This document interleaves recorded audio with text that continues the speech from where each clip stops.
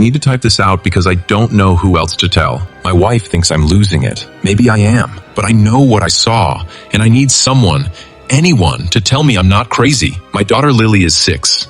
She's in that phase where she draws everything. 3 weeks ago, Lily handed me a drawing of our house. She drew the red front door, the 2 big windows on the first floor, the 2 on the second floor, and the little round attic vent near the peak. Except, she also drew a window on the second floor that doesn't exist. I didn't think much of it at first. Then she drew the house again 2 days later. Same window. Same spot. Between our bedroom and the bathroom on the east-facing wall. In real life, that wall is just drywall on our side and siding on the outside. No window. Never has been one. I asked her about it. Lily, what's this window here? She didn't look up from her coloring. That's the window where the man watches. What man, sweetheart? The man who lives in the middle. I asked her what the middle meant. She shrugged the way kids do when they're done talking about something. I let it go.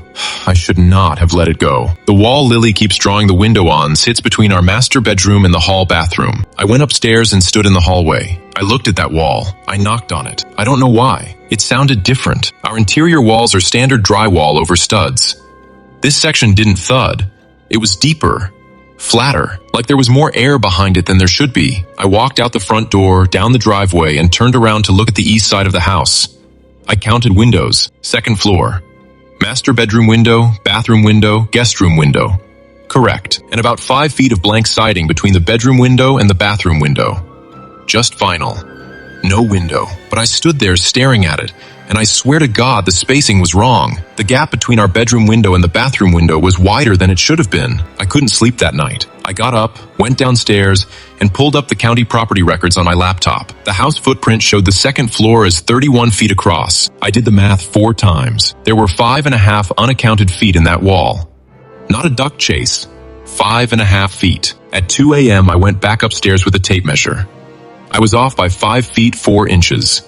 There was a space inside our wall that was 5 feet wide, and I had no idea what was in it. I pressed my ear against the drywall in the hallway. I didn't hear anything. I think that's what scared me the most. You know how you can hear the difference between an empty room and a room where someone is being very, very quiet? It was the second kind. I called my buddy Marcus, who does contracting work. He came by that Thursday with a stud finder and an inspection camera. Marcus drilled a small hole in the drywall about 4 feet up. He fed the camera in. He looked at the screen for maybe 5 seconds before he pulled back. He handed me the camera without saying a word. The screen showed a narrow space, maybe 5 feet wide, just like I'd calculated. It ran floor to ceiling, rough framing on either side. It was just a room. A tall, narrow room sealed inside our wall. No door, no window, no access point. On the far side of the space, pushed up against what would be the exterior wall, there was a chair. A wooden chair, like a kitchen chair. It was facing the interior wall, facing toward our bedroom. And on the plywood floor around the chair were dozens of small, dark objects. They looked like little bundles, little fabric bundles tied with string. I tilted the camera up, toward the ceiling of the space. Scratched into the raw wood of the subfloor above were tally marks, hundreds of them. Organized in neat groups of 5, covering almost the entire visible surface. And below the tally marks, in letters that had been carved slowly, deliberately, with something sharp, I can hear them sleep. I called the police.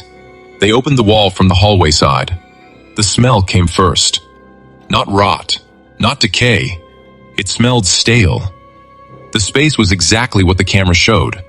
5 feet, 4 inches wide. Ran the full depth of the house, about 24 feet front to back. Floor to ceiling. Someone had built this space on purpose. It was in the original construction. The bundles on the floor were small fabric pouches, hand-stitched from what looked like old cotton. Hair. Each pouch contained a small lock of hair tied with brown thread.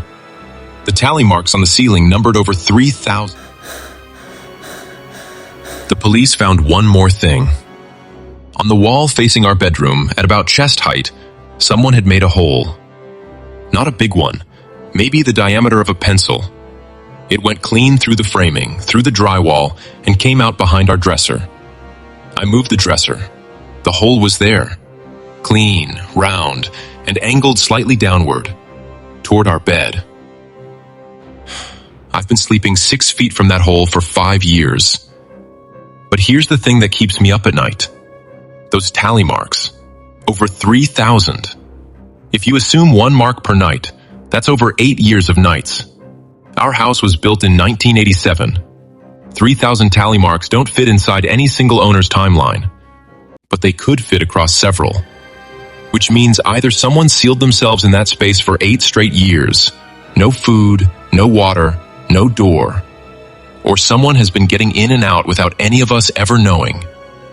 The chair wasn't dusty. The bundles on the floor were carefully placed. The tally marks were sharp, not faded. And when they opened the wall, the air that came out was stale, yes. Old, yes. But it was warm. We're staying at my in-laws' place. I asked Lily one more time about the man who watches from the window. He's not there anymore, Daddy. How do you know?